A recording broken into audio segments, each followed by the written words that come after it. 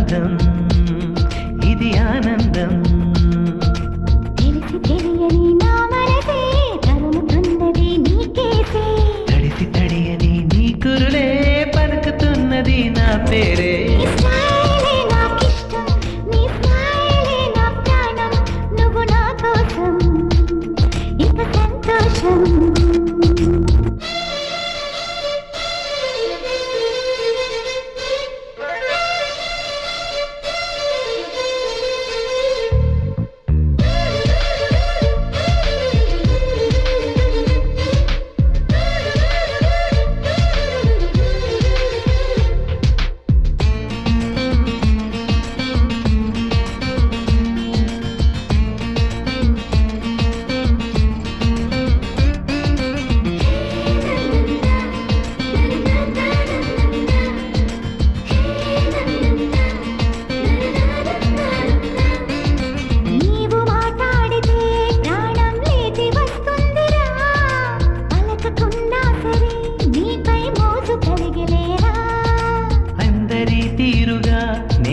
తెలుగు కుర్రాణిగా ఎందుకే ఇంతగా పిచ్చి ప్రేమ తాలిగా నీ మగసిరి నడకలలోన తెలియని మత్తేదో ఉందిరా అది నన్ను తడిపి ముద్ద చేసే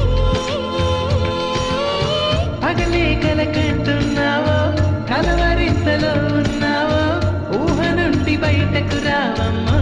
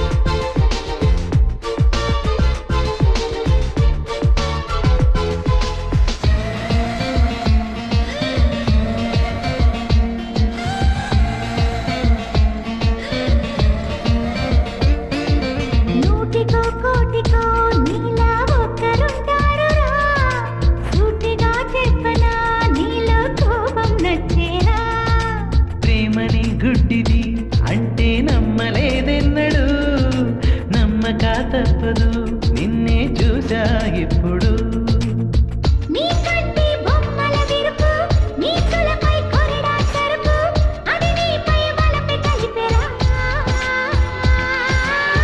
పువ్వంటి హృదయంలోన లేదంటి మనసే నీది నీ ప్రేమకు ఇదిగో జోహారే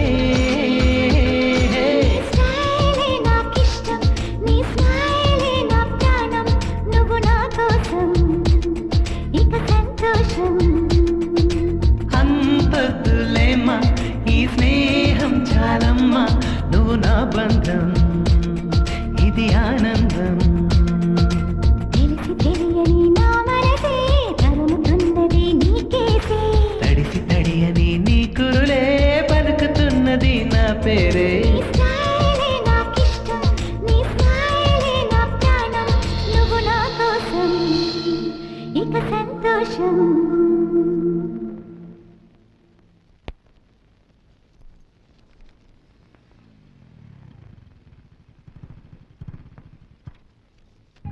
నువ్వేం భయపడు నేనున్నాను కదా మా వాళ్ళు నేనేమనరు కూల్ చీరలో ఎంత ముద్దు వస్తున్నావో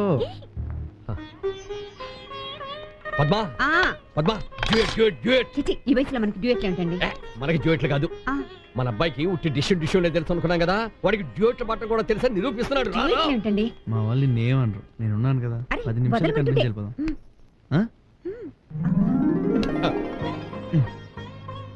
మా అమ్మ మా నాన్న నమస్తే నమస్తే కూర్చోమ్మా తన పేరు శిరీష బిఎస్సి చదువుతుంది అమ్మ నాన్న లేరు. వాళ్ళ అన్న ఎస్టీబీసీ కాలేజీలో లెక్చరర్. తను అక్కడే చదువుతుంది, వాళ్ళ అన్నయ్యతోనే ఉంటుంది. బయటట బానే ఉంది, హ్మ్. కానీ ఇది ఆఫీస్ కదే. ఏ ఉద్యోగం ఇద్దాం అబ్బా?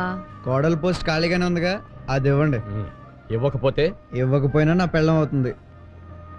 శిరీష్ నేను ప్రేమించాను, పెళ్లి చేసుకుందాం అనుకుంటున్నాను, అంతే.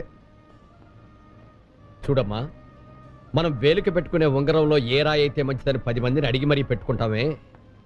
మరి నువ్వు ఎవరిని అడిగి మా వాడిని ఇష్టపడ్డావమ్మా? బట్టలో బంగారం అయితే ఏ షాప్లో కొనుక్కోవచ్చు అని అడగాలి, కానీ బంగారం లాంటి మనిషి దొరికినప్పుడు పక్క వాళ్ళని సలహా అడగకూడదు అంకుల్.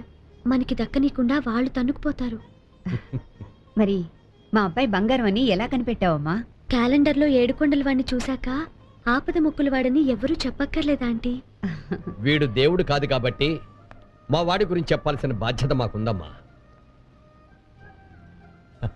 మా వాడి సిగరెట్ తాగడు, మందు తాగడు, ఏ చెడ్డ అలవాటు లేదు, చూడటానికి అందంగానే ఉంటాడు, చాలా తెలివైన వాడు కూడా. కాకపోతే చాలా కోపిష్టి, ఆవేశపరుడు. ఆవేశపరుల్లోనే నిజాయితీ ఉంటుంది అంకుల్. నాకు ఆవేశం లేదు అంటే నేను నిజాయితీ పరుని కాదా? కాదనే ఆవిడ చెప్పేది. అదిగో అదే అదే ఆ పొగరబోతోనే వద్దనేది. అసలు ఇలాంటి పొగరబోతే నువ్వు ఎలా ప్రేమించావమ్మా? చూసారా మీకు కోపం ఎక్కువే. సరిపోయి నిన్నటిదాకా వీడొక్కడే అనుకున్నాం, వాడికి నువ్వు కూడా తోడయ్యావు అనమాట. ఏం చేస్తాం, కానివ్వండి, అలా కానివ్వండి. ఆయన మాటలకేం గాని నువ్వు ఇట్రా అమ్మా. చూడమ్మా, నువ్వు పెళ్లి చేసుకున్న తర్వాత మా వాణ్ణి పూర్తిగా మార్చేయాలి. ఇప్పుడు దాకా ఆయన తినేశాడు, మళ్ళీ నువ్వు మొదలెట్టావంటే నసా. రే, నేను మాట్లాడుతున్నాను కదా, నువ్వు పోరా. చూడమ్మా, మగవాడికి సంకల్పం, ఆడదానికి 5వ తనం ముఖ్యం. కాబట్టి మా వాడిలో ఆవేశాన్ని తగ్గించి ఆలోచనని పెంచు. అదే నువ్వు మాకిచ్చే పెద్ద కట్నం. ఆడపిల్లని భర్త చేతుల్లో పెడుతూ జాగ్రత్తలు చెప్తారు, కానీ నేను నా కొడుకుని నీ చేతుల్లో పెడుతున్నాను. ఎలా చూసుకుంటావో ఏమో.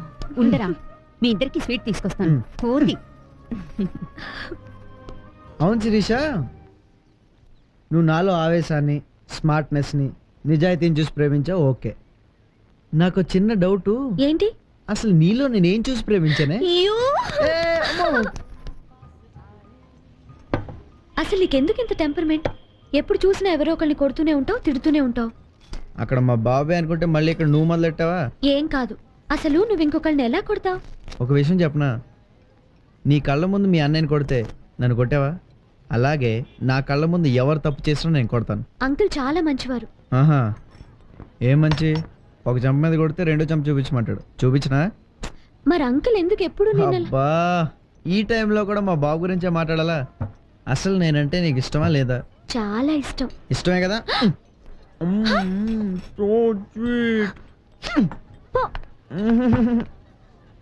అమరు పెటికి దూలు పెటికి నేను వెళ్ళి బీర్లు తీసుకొస్తాను. తీసారా సార్, ఇక్కడ నుంచి బండి తీయండి సార్, ఇది నో పార్కింగ్ ఏరియా. మేమెవరో నీకు తెలియదు. No problem. ప్రాబ్లమే సార్, ముందు బండి తీయండి. అరే ఇచ్చారా, మామూలు తెలివిగా అడుక్కుంటున్నాడు. రే చిల్లి బీరని చెప్పు, లేకపోతే చిరిగిపోతే అడిగి. ఇదిగా వాడి జేబులో పెట్టు. చూడండి, పసుపు తాడి కడితే ఉంపుడు గత్త పెళ్ళం అయిపోతుందేమో కానీ 100 ఇస్తే నో పార్కింగ్ పార్కింగ్ అవ్వదు సార్. పోలీస్ కవి రోయ్ బ్రదర్, సినిమాలో ట్రై చేయకూడదు, బాగా పైకి వస్తావు. అందుకే 100 అడ్వాన్స్ కొట్టింది వాడికి. మీ 100 అవసరం లేదు కానీ మర్యాదగా బండి తీస్తారా, కేసు బుక్ చేయమంటారా? ఏంట్రా కేసు బుక్ చేసేది నువ్వు? ఇదిగో ఆన్ డ్యూటీలో ఉన్న కానిస్టేబుల్ మీద చేంజ్ చేసుకున్నావు, క్రిమినల్ కేసు పెడతాను. చా ఆన్ డ్యూటీలో ఉన్నాడట్రా, ఇప్పుడు ఏం చేయాలి? ఇప్పుడు కూడా డ్యూటీలో ఉన్నట్టేనా? నంబర్ ఇదిగో అనవసరంగా చేంజ్ చేసుకుంటున్నారు. పోలీసులకు ఫోన్ చేయమంటారా?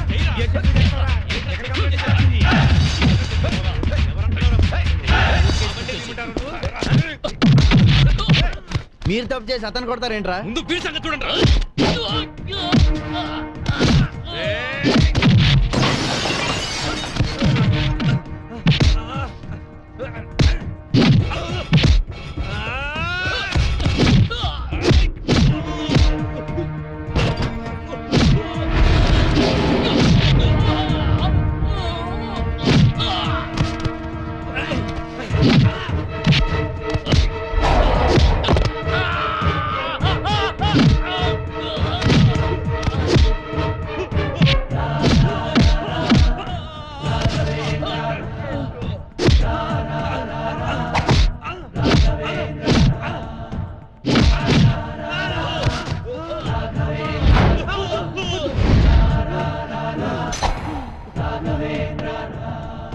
Sir sir sir thank you sir. It's okay. Congrats.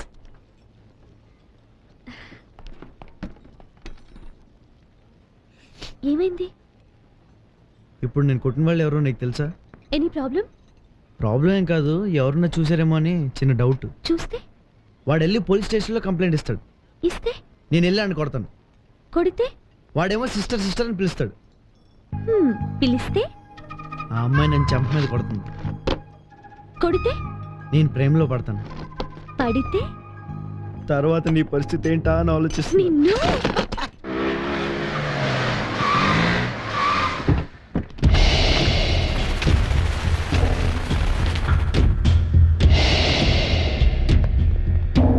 రండి సార్,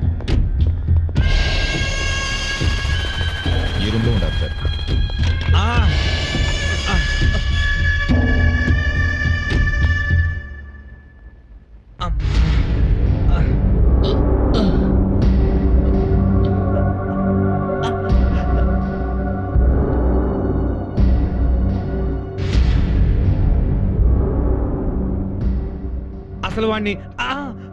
అసలు వాడిని మేమేం అనలేదన్నా. I don't like it. అన్నయ్య, వాడు అనవసరంగా మమ్మల్ని కొట్టాడు.